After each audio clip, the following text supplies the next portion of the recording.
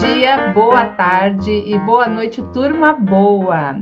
No programa 19, eu vou resgatar uma parte da história do trabalhismo nacional.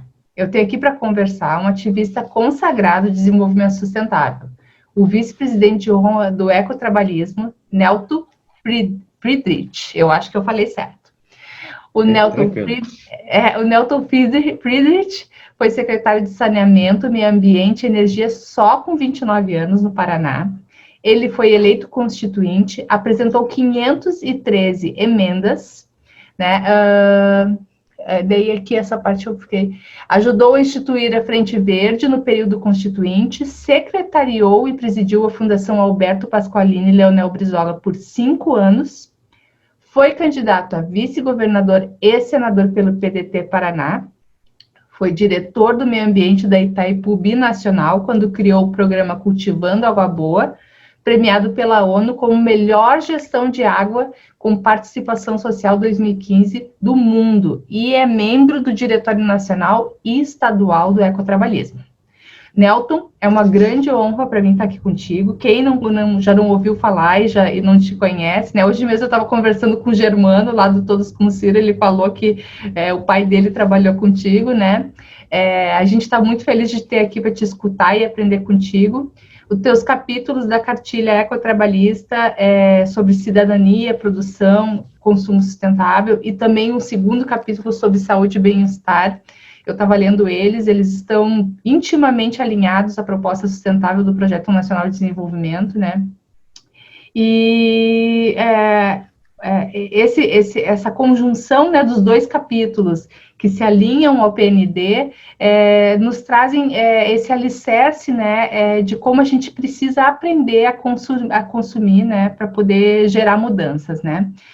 No teu histórico, a gente vê raízes das leis ambientais e sei que, assim como eu, todo mundo quer conhecer um pouco e ouvir parte dessa tua história. Então, eu quero ouvir um pouco dessa história toda. Conta para nós, Nelton. Como é que você começou nessa história toda de ambientalismo e de, vamos dizer assim, movimentação política? Bom, primeiro, eu tenho uma satisfação muito grande de participar do Rosa dos Ventos, e, ao mesmo tempo, de ter esse contato direto, Venice, porque conheço você, sei do seu trabalho, fiquei admirado com o documento, o texto feito para o ecotrabalhismo, a cartilha, e sei também da sua presença no mundo acadêmico, no mundo também da sociedade gaúcha. Mas, então, vou diretamente ao ponto.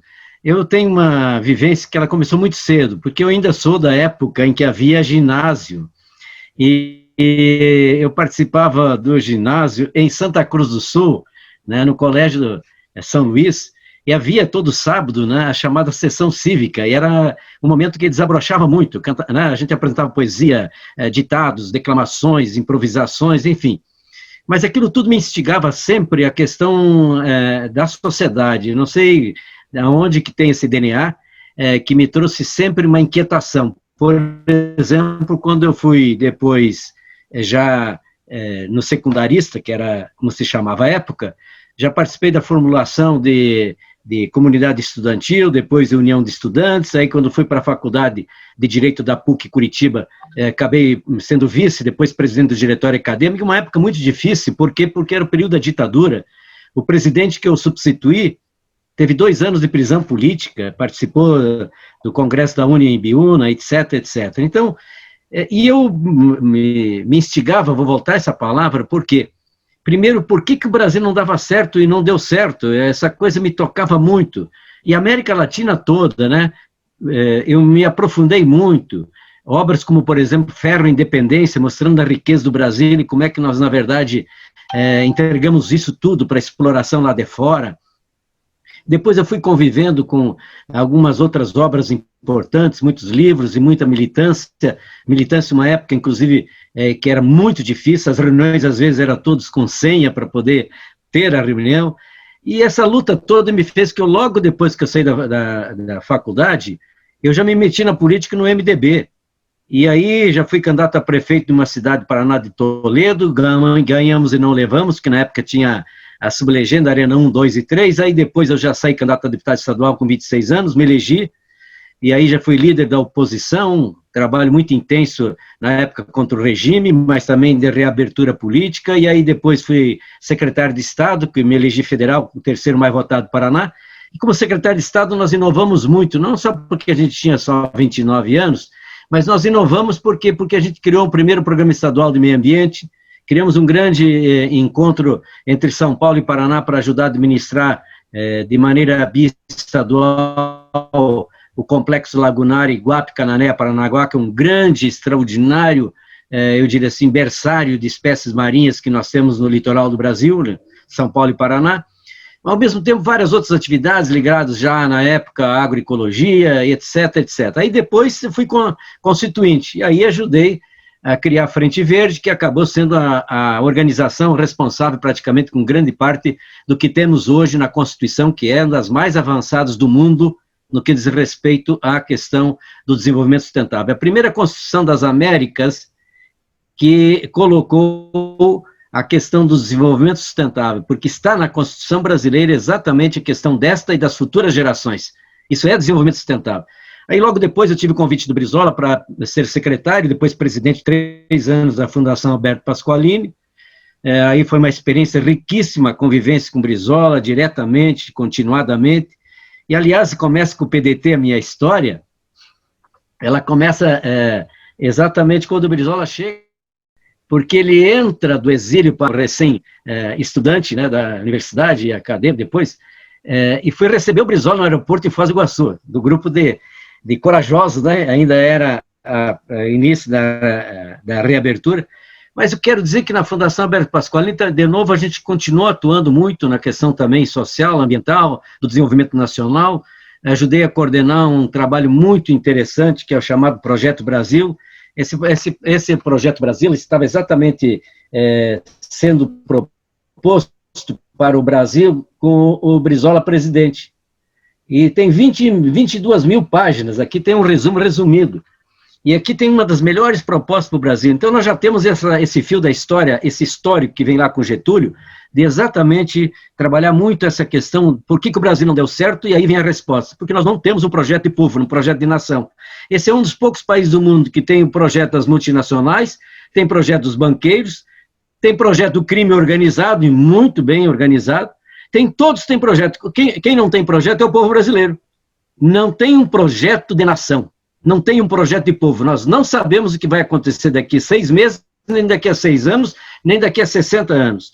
Então, é uma situação de exploração, de dominação, e, portanto, de desmemorização do Brasil para a gente não avançar, porque quanto mais o povo estiver sem memória, ele não vai entender Getúlio direito, não vai entender o projeto nacional da época, não vai entender por que nós fomos golpeados em 64, não vai entender por que o Brasil não deu certo e não está dando certo ainda, porque, na verdade, nós somos um país colonizado, neocolonizado, explorado, dominado, e, portanto, as decisões não são decisões que possam ser direcionadas para o povo brasileiro, muito menos não são decisões centralizadas no trabalho e nem no trabalhador. É uma inspiração ouvir essa fala, assim, porque a gente... pouquíssimas pessoas, e eu não estou falando da nossa bolha de pessoas que estudaram ou se informaram sobre isso, mas muito pouca gente entende a condição brasileira, né, da perspectiva de ter sido uma colônia de exploração, né? Muita gente diz, mas vários países também foram colonizados e nem por isso são subdesenvolvidos. E a questão é realmente a questão da colônia de exploração, que nunca deixou de ser, né? Continua sendo de uma forma velada, né? E a nossa luta é justamente para sair disso e a gente conseguir ter um desenvolvimento que seja nosso, né? Do povo, que fique de geração para geração e que não desmorone a primeira mudança de vento, né? E isso é muito legal ouvir falar de ter um projeto, porque a gente não tem projeto, a gente tem medidas paliativas, né? Desde sempre são medidas paliativas que resolvem a coisa de uma forma momentânea, como colocar um band-aid num corte aberto, né? Vai segurar, vai estancar o sangue um pouquinho, mas no que encharcar aquele band-aid, tu vai continuar perdendo sangue loucamente. E é assim que funciona os governos até agora, né? Principalmente o federal, né? Tem feito isso com o nosso país, e a nossa luta, eu acho que é essa, né? assim, pelo que eu li ali também dos teus capítulos, maravilhosos os dois, e eu fico encantada com a escrita, quando ela é uma escrita muito bem concatenada, como é a tua, né? Que a gente vê que é de uma pessoa que está habituada à escrita, e isso é muito gostoso ler, né? E eu peguei um pedaço ali que eu achei, deixa eu abrir aqui, que eu achei incrível, que eu li ali, eu fiquei deslumbrada. Consumismo é doença, consumo sustentável é saúde. Que frase incrível, é isso, é basicamente isso. E assim, dentro do PND, né, Nelton, a gente tem esse capítulo ainda que um pouco, vamos dizer assim, incipiente, né, porque a gente viu que ele não está bem destrinchado, ele ainda precisa ser um pouco, vamos dizer assim, lapidado, né, essa parte dentro do PND, mas eu acho que a cartilha vem a contribuir com isso, assim, eu quero ouvir um pouco de ti sobre esse teu capítulo, né, os dois capítulos, na verdade, que um acaba agregando ao outro, um tem muito a ver com a questão da cidadania, né, do cidadão, de comportamento, né, e o outro tem a ver com bem-estar, que é uma coisa que não está desconexa da outra de forma alguma. Fala um pouco para nós sobre isso, assim. Eu antes preciso apenas, porque na rapidez anterior, eu olvidei, esqueci de destacar que durante 14 anos foi uma boa, que atuava em 29 municípios, né, e que ele teve um resultado muito significativo, porque ele, acima de tudo, recuperava microbacia por microbacia, nascente por 29 municípios, e que nos levou a receber o prêmio da ONU Água, Década da Água, com uma melhor gestão da água com participação social, premiados também pela OEA, pela Carta da Terra, pela Unesco, mas o mais importante que outra hora a gente pode falar, porque o Cultivando Água Boa, uma experiência que foi levada inclusive pela FAO para o país da América Latina, exatamente porque trabalha a questão concreta de desenvolvimento sustentável, a questão da saúde preventiva, a questão do alimento e saúde, da questão de produção e cultivo da água, da questão do envolvimento comunitário, uma nova governança, e assim vai. Fica para outra vez. Então, o importante não, que eu queria dizer... Eu quero ouvir, pode falar um pouco mais sobre isso, não precisa, né? Fala aí para nós.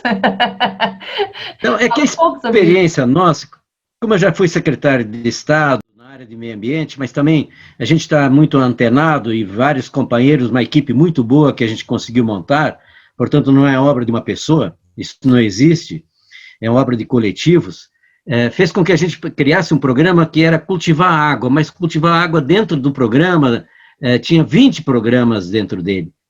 Portanto, sempre compreendendo a água aí, não como sentido apenas da água de um bem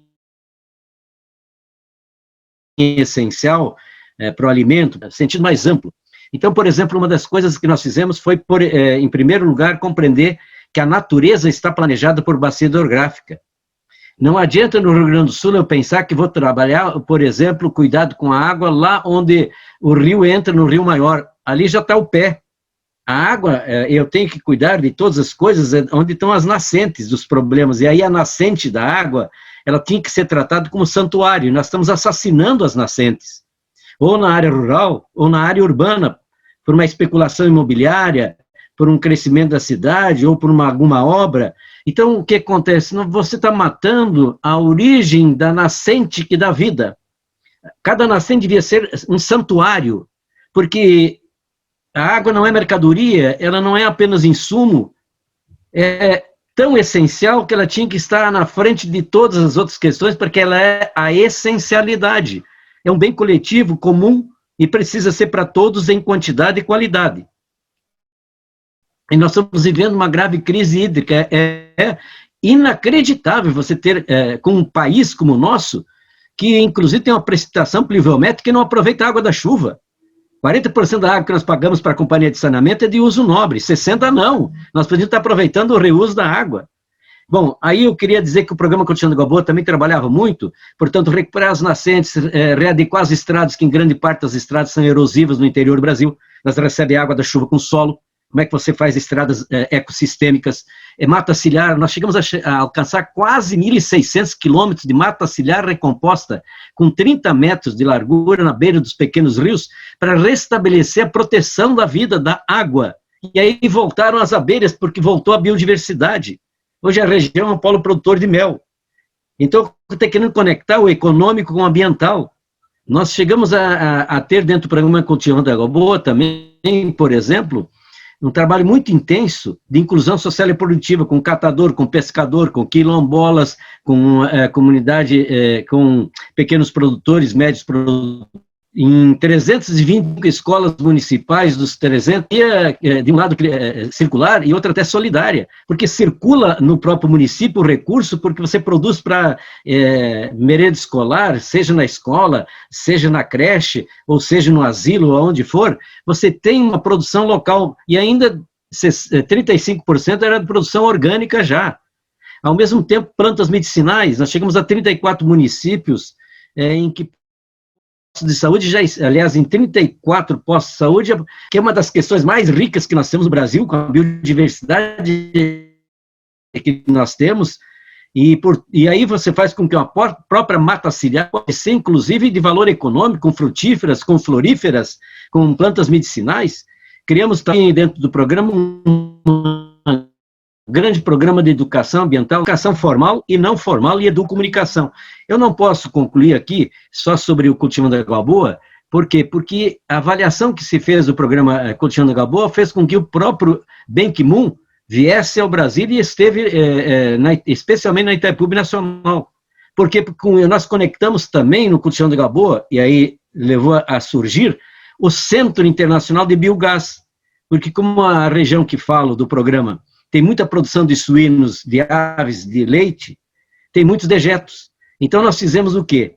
Um grande programa de fazer com que nós pudéssemos gerar energia da biomassa residual, resíduos industriais, o lixo nosso de cada dia e, evidentemente, os dejetos de animais.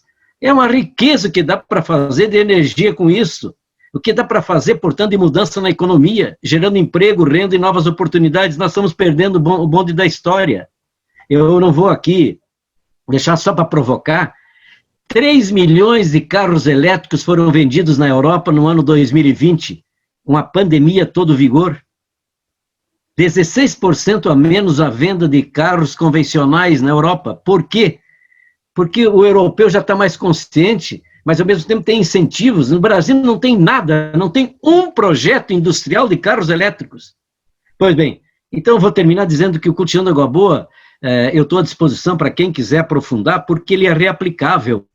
Ele não é um projeto que tem patenteamento, é um grande laboratório a céu aberto, ele funcionou durante 14 anos, estive à frente dele durante 14 anos, portanto é uma experiência exitosa, com erros que tivemos, mas muitos acertos, e digo mais, o problema não é dinheiro, o problema é o que fazer, e principalmente como, se não envolver as comunidades, não tocar corações e mentes para mudar, nós seríamos tocados quando formos, como se fôssemos fazer a mata ciliar, se nós não tivéssemos o convencimento das famílias, das comunidades. Imaginem, 1.700 quilômetros de mata ciliar em linha reta, sem uma briga, sem ação em juízo, sem um protesto. E aí tem gente que acha que não dá para fazer, porque vai isso, porque vai aquilo. Tem que saber como fazer e quando fazer, e principalmente por que tem que fazer. Agora vou responder você falar e tô pensando aqui, falta de vontade política, né? Começa por aí. A falta da vontade política é absurda. Eles querem receber, mas não querem dar nada em troca. 2, o projeto, pelo que tu está me falando, é um projeto atemporal, porque tudo que tu fez no passado é totalmente aplicável hoje em dia. 3, falta de educação ambiental. E isso não é só a educação ambiental para as pessoas que moram nas cidades, que moram nas comunidades. Os políticos não têm educação ambiental.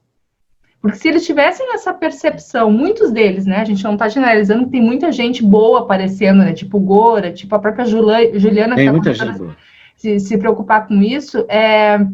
O que eu quero dizer é o seguinte, Como seria importante esses políticos que já estão eleitos, que estão lá, terem cursos, serem com dados sendo mostrados de como tu tem muito mais benefício social e econômico aplicando o desenvolvimento sustentável e adaptando os projetos que já existem para os lugares, né? Porque tu tem que ter uma adaptação sempre, mas é uma questão geográfica, né? Por questões geográficas tu vai adaptar, mas tu vai conseguir tirar proveito de tudo isso. Tu falou dos dejetos, eu me lembro, eu tive um namorado na juventude, ele trabalhava na Embrapa, né? E ele tinha doutorado em manejo de dejeto de suínos, né? E na época ele fez esse projeto, eu me lembro que foi super inovador, porque isso faz tempo, né? Eu me lembro que o benefício, né, que o pessoal lá da região do oeste de Santa Catarina estava recebendo em relação a esse projeto de fazer um manejo do dejeto, né, em vez de simplesmente largar na água ou jogar num canto, usar o dejeto de uma forma útil, né, porque a gente sabe, matéria orgânica, o que tu pode fazer com a matéria orgânica é uma riqueza, né, e tudo que é da natureza pode voltar à natureza de forma que não destrua ela, né? Pode ser reaproveitado, né? A natureza tudo dá, né? E tudo que ela dá a gente pode reaproveitar, né? É incrível esse teu projeto, assim, realmente eu quero saber mais dele numa outra conversa, realmente nós vamos falar só sobre isso um dia, daí tu até me diz alguém que pode entrar na roda com a gente, alguém que possa nos conversar com a gente sobre isso, que tenha a contribuir também, né, sobre essa questão de projetos tão grandes como deve ter sido esse, nessa grande Itaipu, né? E já emendando com esse assunto, antes de voltar para a cartilha, eu vou te fazer uma pergunta. O que tu pensa a respeito essa crise energética que a gente está... Essa crise hídrica, né, associada a uma crise energética que está vindo por aí, Nelton? Primeiro, é claro que nós padecemos de novo, como já aconteceu no período que se deu o grande apagão, de 1999, 2000, 2001, que, afinal de contas, um ano inteiro nós tivemos de rodízio e de racionamento. Por quê? Porque, na verdade, o Brasil, quando vai se preparando para privatizar as coisas, ele tira o pé do acelerador, eu estou falando dos governos, e não investe mais nem em planejamento, não investe mais nem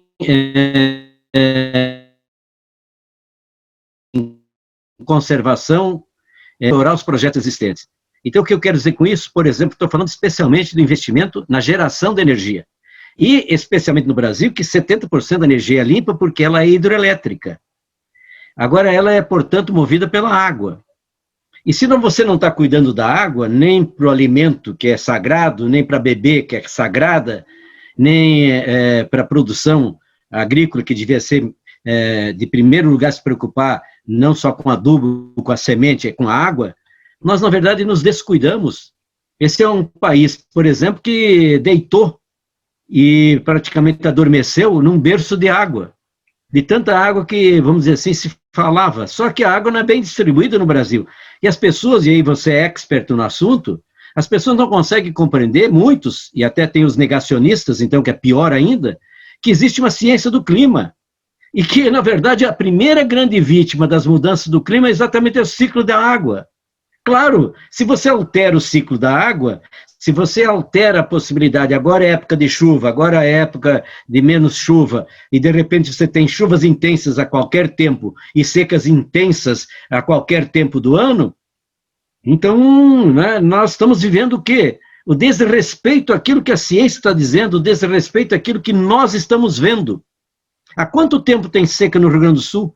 Eu pergunto, quanto é que você tem e que política estadual tem no Rio Grande do Sul ou no Paraná de reuso da água? Para armazenar a água da chuva quando faltar chuva, para irrigar, mas para facilitar, inclusive, a retirada de água, por exemplo, de rios ou reservatórios. Por quê? Porque eu estou falando de água que vem gratuitamente pela chuva. Então, quando chove, eu posso fazer armazenagem disso. Aliás, fazia parte do programa Cultivando da Galboa, fazer nas escolas cisternas. Reduzia em mais de 50% o gasto das escolas com o consumo d'água. Quantos sunicultores nós salvamos pela falta d'água na região? porque fazia grandes cisternas para captar água da chuva para poder utilizar para a produção de suínos, ou de aves, ou até de leite.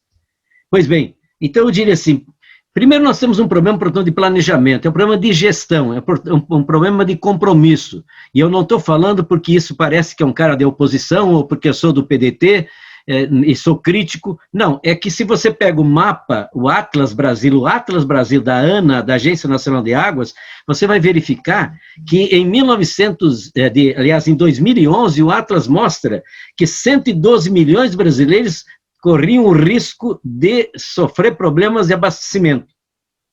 As maiores cidades brasileiras. Isso está acontecendo porque isso é de 2011, 2015, 2020, 2021, e nós continuamos achando que está tudo bem. Outro exemplo concreto que a gente precisa de água. As próprias companhias de saneamento, quanto se perde entre a estação de captação e chegar na torneira final nas nossas casas, a fuga d'água, por encanamentos antigos ou por falta de manutenção adequada. Outro exemplo concreto que nós precisamos compreender muito no que diz respeito à água. A água tem que ser cultivada, a água se produz. O maior produtor de água que existe no mundo chama-se floresta. O único casamento indissolúvel que existe no mundo, o único casamento indissolúvel é árvore e água, água e árvore. E a gente acha que a árvore só incomoda, que o meio ambiente só atrapalha, e 80% dos empregos que existem no mundo passam pela água. Então, na verdade, é o seguinte, ou coloca a água realmente na agenda como prioridade máxima, ou nós vamos ter problemas como esse. E aí eu aproveito para demonstrar também quanto que nós temos que investir em energias renováveis, que a água é renovável, porque é uma energia limpa, mas nós temos que compreender o potencial que tem um país como nós. Esse aqui é o único país continente que tem sol o ano inteiro. É único, não tem nenhum outro país grande que tem sol o ano inteiro. E nós não temos uma política nacional de energia solar. Nós temos algumas atividades assim, muito setorizadas. Eu quero dizer política nacional, inclusive no que diz respeito a suprimentos, a equipamentos, a componentes nacionais, porque hoje nós importamos tudo, ou da Alemanha, ou da China, ou de outro lugar. É um crime fazer isso, um país que poderia ter energia solar em todas as cidades. Se eu fosse prefeito de qualquer cidade, nenhuma nova obra sem ter energia solar seria feita. Nenhum novo prédio da prefeitura, nenhuma casa com mais de 200 metros quadrados sem ter obrigatoriamente energia solar. E aos que não chegam a esse valor, isentavam o imposto de renda por se fizesse energia solar. E ao mesmo tempo, nenhum conjunto habitacional para o trabalhador que sem energia solar, porque 20% muitas vezes que ele ganha de salário, se é que ele ganha porque está desempregado muitas vezes, é para pagar a companhia de energia. Ora, que estupidez humana e desatenção para o ser humano não aproveitar a benção do sol, que é de graça, e fazer do Brasil um país campeoníssimo em energia solar, energia eólica, energia da biomassa residual, que eu falei há pouco, da energia da biomassa plantada, como etanol e tantos outros. Então eu diria assim, de novo, por que acontece isso? Não tem planejamento. Você veja, agora estão querendo vender a Eletrobras, a terceira maior empresa de energia do mundo, a maior da América Latina, tem 45 hidrelétricas, tem mais de 100 outras usinas, inclusive usina eólica, outras usinas que, por exemplo, tem até 2 nuclear, tem o maior centro de inteligência e energia de toda a América Latina, que é o CEPEL, enfim, tudo isso que eu estou dizendo, agora estão vendendo. Quantos votaram aí no Rio Grande do Sul a favor da privatização da Eletrobras? Como é que vão fazer? Tem mais, dá para dar volta ao mundo o que a Eletrobras tem de rede de transmissão para transmitir energia. Vão entregar isso para a iniciativa privada? Vão entregar a gestão da água dos reservatórios para uma empresa privada que vai ganhar? Ou, quem sabe, uma estatal chinesa ou estatal espanhola, que elas estão aqui comprando estatal brasileira. Para eles vale, para nós não presta ser estatal. Olha, a falácia, daí quando tu vai para as redes sociais e tu vê o pessoal que defende privatização, né, falando que tá mais que na hora porque só dá prejuízo. Se desse prejuízo, eles iam comprar. Eu acho tão esse argumento tão ignorante e de uma falta de reflexão, porque me diz desde quando o gringo vem para cá comprar coisa para perder dinheiro. Então, eles não param para pensar isso, né? O prejuízo é o que quem quer vender vai te dizer que dá prejuízo, né? Mas a gente sabe que eles não dão ponto sem nó. Eles só querem comprar o que dá lucro, né? Então, esse argumento é totalmente uma falácia, né? E é tão importante a gente colocar isso em números, às vezes, como tu falaste agora, que é a terceira maior, etc., para as pessoas terem essa percepção, que assim como era com a Embraer, né, etc., vamos parar para ouvir o que está sendo dito sobre números, em vez de só repetir um discurso que para liberal é muito bom, mas para quem está em casa só olhando na internet não tem nem noção, né, do que a gente está perdendo em geração de emprego, em geração de lucro, e esse pessoal que quer vender, eles não querem o bem do país, eles vão tirar o deles por fora, né, porque sempre tem um dinheirinho que entra por fora nessas vendas, a gente sabe disso, que não... As coisas não são vendidas assim, tudo que está no papel, né, é o que sai. Tem muita coisa acontecendo por trás que a gente nem sonha. Então, a ingenuidade passa muito bem perto deles, né? E, Nelton... Só duas observações, para ir ao ponto. 35% de toda a energia gerada no Brasil, quem gera é a Eletrobras. 35%. A Eletrobras, em 2019, deu um lucro de 11,1 bilhões de reais. 11 bilhões e 100 milhões de reais de lucro. Só, na verdade, um desinformado vai atrás da conversa que dá prejuízo.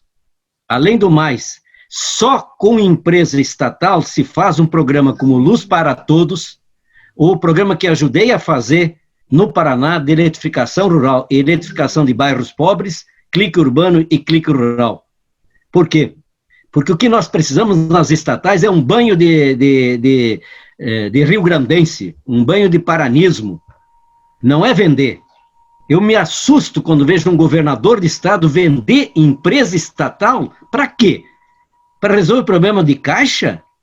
Para resolver o problema de dívida? Todos já falam isso e nenhum resolveu. Olha aqui, o Fernando Henrique Cardoso, quando era presidente do país e fez a grande privatização, alegou que tinha que pagar a dívida.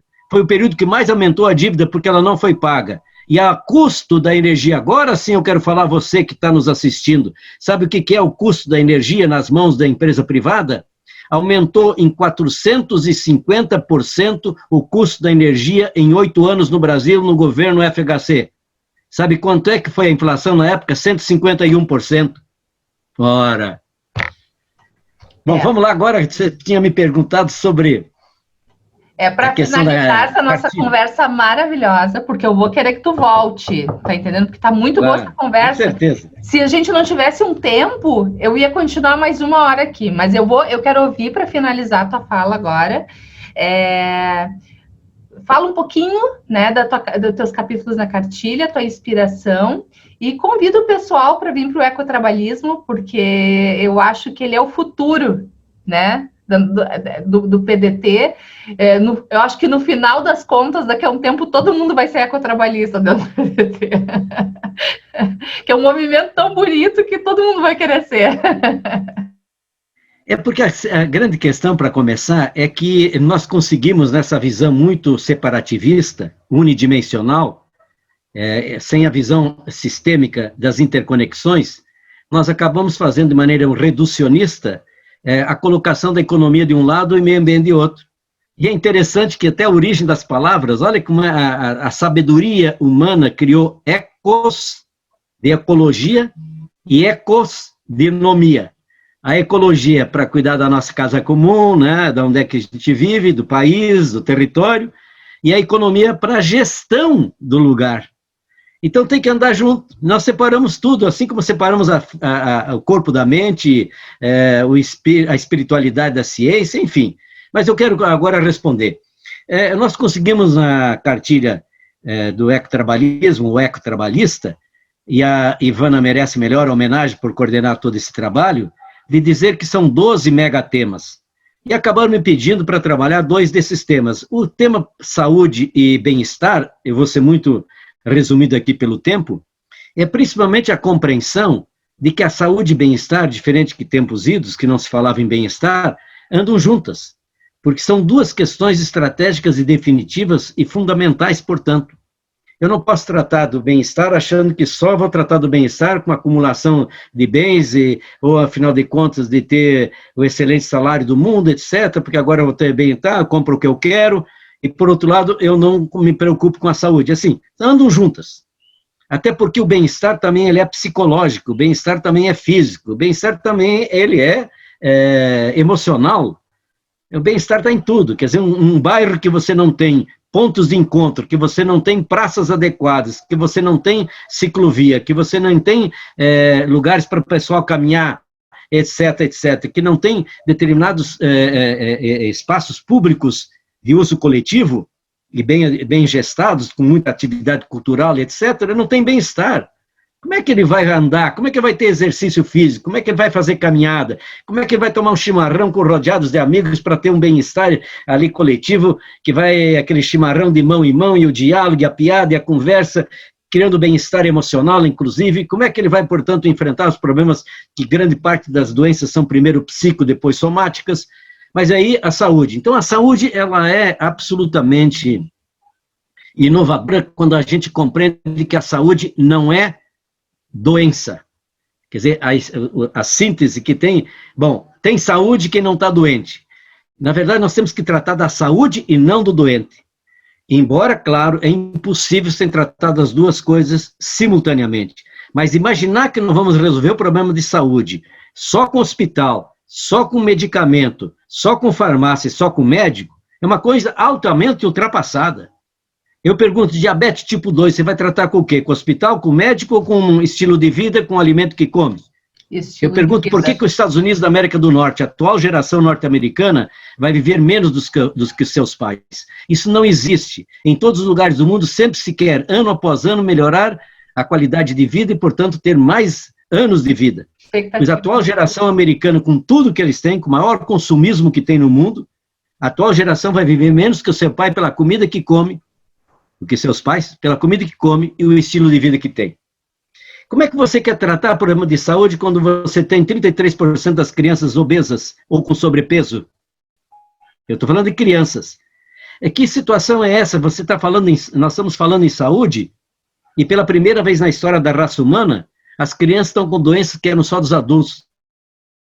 Diabetes tipo 2 com 8 anos, colesterol com 6, com 7 pressão alta, com isso, com aquilo, e aí vai resolver problema com o hospital?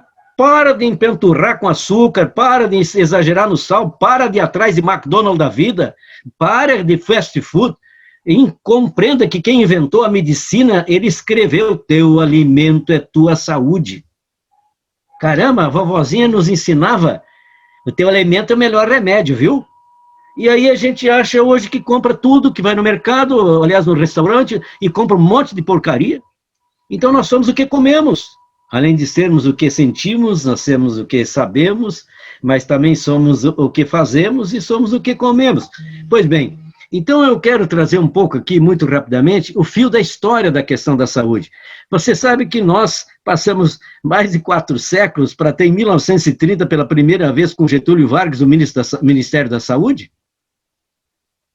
Desde 1500 para 1930 é que se criou. Poucos dias depois que Getúlio assume, ele cria o Ministério da Educação e de Saúde.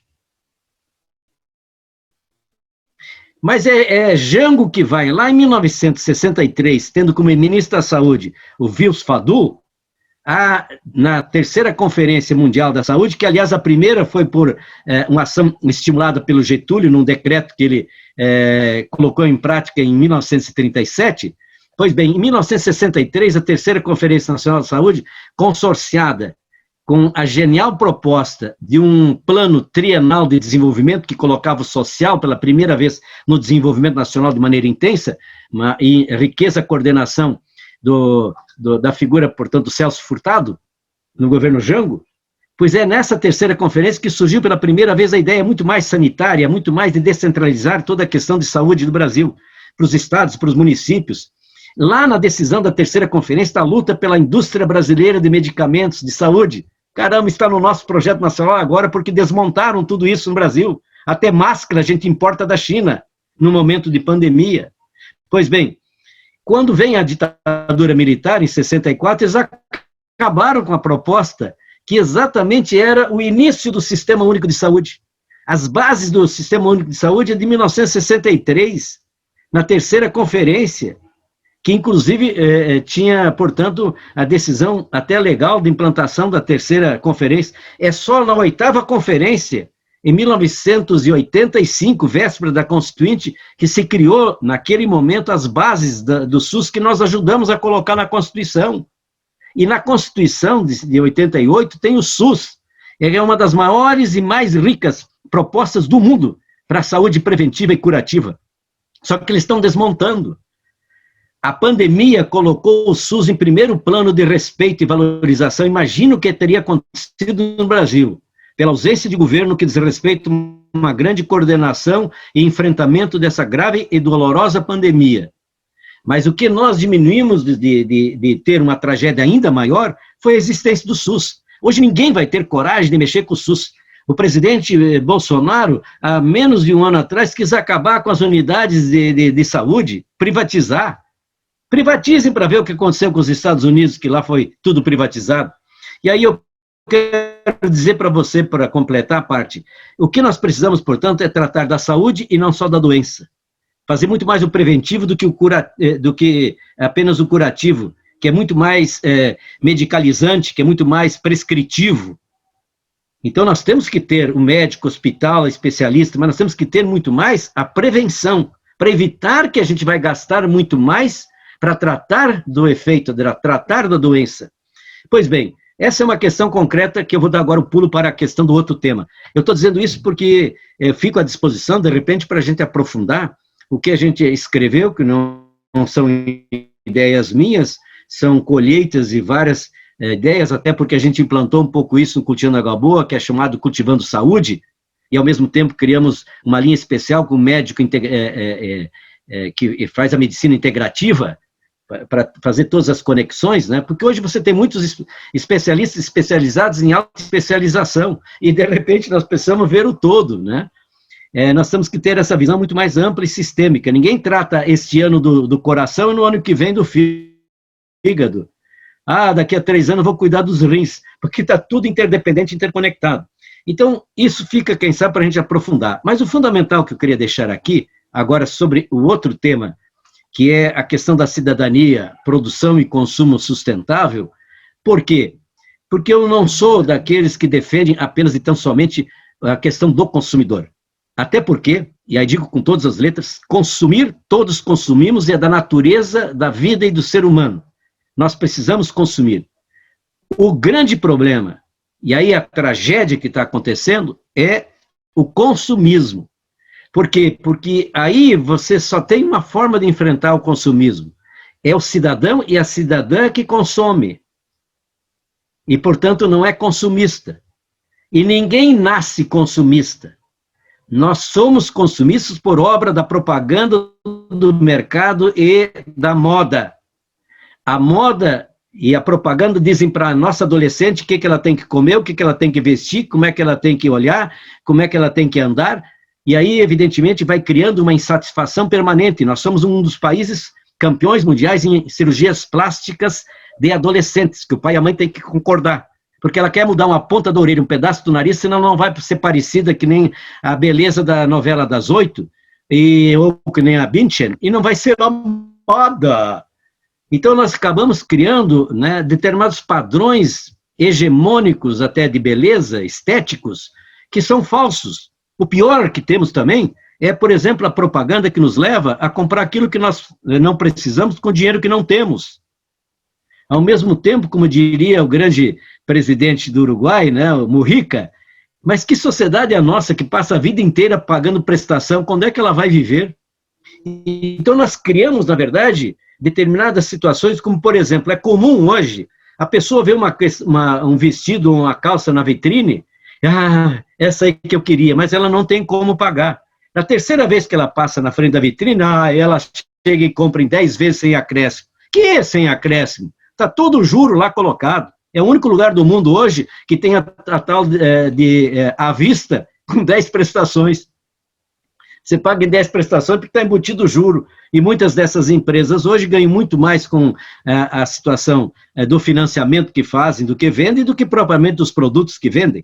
Então, eu quero dizer, com respeito que devo deixar aqui, que a sabedoria está em dizer para todos que estão aqui, se nós quisermos aproveitar o padrão de consumo do norte-americano, do estadunidense, e todo mundo ter o mesmo padrão, nós teríamos que, nesse momento, ter 4 planetas Terra e meio em matéria-prima, em insumos, em condições, por exemplo, de fornecer bens para poder produzir isso. Então, por isso, o padrão de produção também está equivocado. E também, portanto, o padrão de consumo. Então, nós temos que compreender que a natureza tem limites. E o que é o maior limite que nós temos hoje? É sobrecarga. Eu não posso pegar um avião em Porto Alegre e ir a São Paulo levando 10 bagagens e mais um carro lá desmontado e, de repente, levar mais 10 pessoas que, na verdade, eu só tenho o último lugar, que é uma passagem que eu comprei, porque tem limites. A aeronave tem limites para decolar, para voar. A natureza, a Terra, a Mãe Terra, é uma nave, ela tem limites. E nós ultrapassamos os limites. 30% a mais nós estamos consumindo por ano do que a Mãe Terra pode se regenerar para atender a nossa demanda. Então, eu quero concluir para dizer o seguinte, na verdade, nós temos que ter estilos de vida e ter muita parcimônia no que diz respeito ao consumo. Consumo, sim, consumismo, não. Além disso, só para dar um último detalhe, nós chegamos a tal ponto hoje na sociedade produtivista, menos produtivista, vou até dizer, da insatisfação permanente. E aí nós chegamos ao ridículo, vou usar a palavra, da obsolescência programada. Eu já tenho produtos hoje que eles nascem com o certificado de falecimento estabelecido. E normalmente quando vence a garantia. Quantas vezes nós compramos um produto novo, em 3 meses ou 4 meses, de repente está estragado, não serve mais. E não tem para repor peças, porque o produto é feito para que você entre de novo na fila para comprar mais e se endividar mais. Mas a natureza não tem como responder a isso. Além disso, existe uma obsolescência psicológica, que aquele que tem que ter o telefone do ano tem que ter aquele tipo, porque senão ele, sabe, vai ser gozado pelo grupo da sua turma, né, do seu status social. Olha o telefone dele, olha o carro dele. Quer dizer, é um absurdo isso. Então, existe uma insensibilidade para com os limites e a potencialidade da natureza. Então, por isso, o consumo sustentável. É mais até que consumo solidário, de consumo verde, é mais até do que falar só em consumo responsável, que é fundamental. Então, o consumo responsável se casa com o consumo consciente. E os dois se casam com consumo sustentável. E é que consome, mas sério, consome o que é imprescindível e não cai nessa balela ou consumir desmesurada. Então, por isso, a cartilha do ecotrabalhismo, que diz respeito à minha participação, tem essa questão saúde e bem-estar, e tem a questão da cidadania na perspectiva de produção e consumo sustentáveis, que estão ligados a cidades saudáveis e sustentáveis, que estão ligados a modelos de produção sustentáveis, estão ligados a uma outra visão. Eu não posso continuar fazendo com aquilo que eu estou comprando sem saber quem que produz, onde produz, que água utiliza para produzir, que energia utiliza.